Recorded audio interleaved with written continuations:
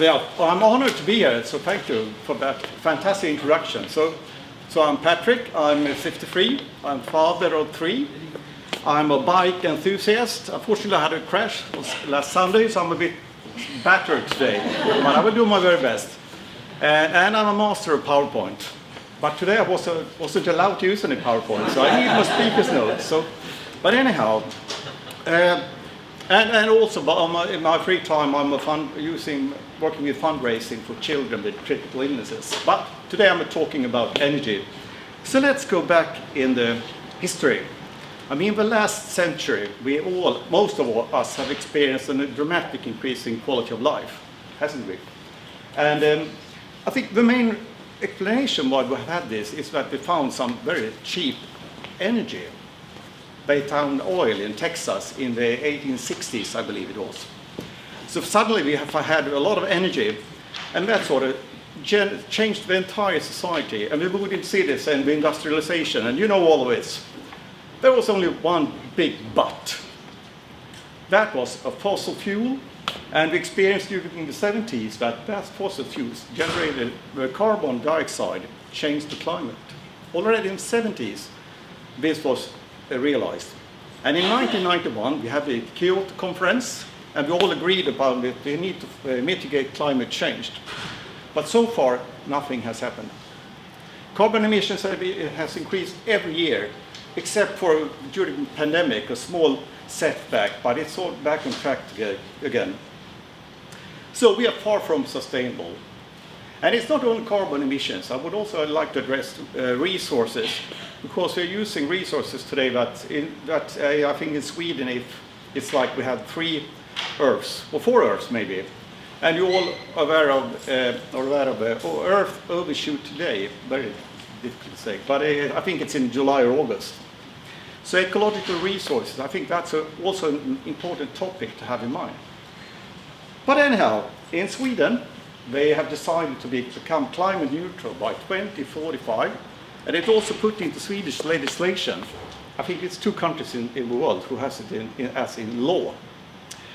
And in Helsingborg, where I work, at Öresundskraft, a regional company owned by the city of Helsingborg, in Helsingborg we decided to become climate neutral already at 2030, it's about 15 years prior to Sweden in general.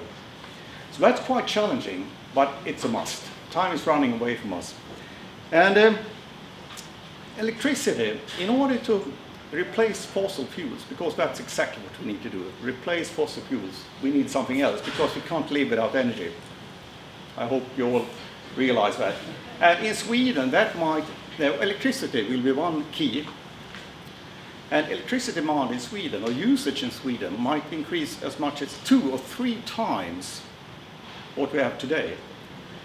Enormous. And that energy can only be renewable, of course. And what's happening now is that the investments we see today and the years to come is dramatic. It's never been such huge investments in the Swedish energy system as what's about to happen now. But the important thing is that it's all of you who are investing, because in Sweden, many people who has the possibility to invest in solar panels. So in fact, there are solar panels, and you're driving electric vehicles, etc. So the shift is from, it used to be that the energy companies sort of set the arena. We decided also at what pace this change was about to happen. But now pace isn't decided by us, it's decided by all customers. So the customers invest in solar panels, etc. So that's a huge possibility. So we need to be more fast as an energy company to enable all of this. So what is happening now is that we see us as not owners of traditional power plants, but owners of virtual power plants. And virtual power plants are sort of in real time communicating with all customers or all who has an energy demand and all available energy resources. So we have virtual power plants, which is quite different from what we are used to operate. So that's a shift, and that's the only way to fight climate change. And as you all know, the sun doesn't come with a bill. So whether it's wind power or solar power, it doesn't matter. The sun doesn't come with a bill, but you have an investment, so you have a capital cost. So CapEx is a key topic. But the nice thing is that we as an energy company, our balance sheet will be a little bit lighter in the future because we don't do any investments any longer. It's like Uber, they have a taxi operation, but they don't own any cars. Quite fantastic. And why is this happening? Well, it is happening, and it's mainly due to technology, disruptive technologies. Solar panels are getting very cheap, wind power mills as well, and also IT technology, digitalization, Internet of Things. That's what's allowing us or enabling us to set up a virtual power plant. So, okay, that sounds great, but this is far from the capabilities we have built up over the years. This is not the capabilities of a traditional energy company. So we are changing now, so I would like to sort of summarize in what this means to Öresundskraft. Well, we need to increase our development pace because, as I mentioned, we don't set the pace any longer. And if we don't do the work, a competitor or anybody would sort of enter this market with that much of money and take the business opportunities. That should not happen. As a strategy and innovation director, that's sort of my key challenge. Make sure we are competitive and have a high pace. And just to mention, last year, solar panels in our area increased by 30% and electric vehicles by 60%. It's a rapid movement. Secondly, we have an entire new role as an operator of virtual power plant. And we need to work a lot more with financial transactions. So we don't only focus on the physical trading of energy, but also the financial, because everybody would like to be paid in real time for the energy they are either provided or bought. That's not how we work today.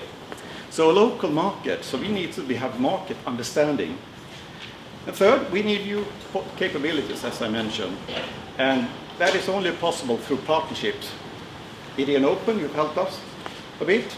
And we have partnerships with customers, suppliers, universities, startups, like I guess some of you are here.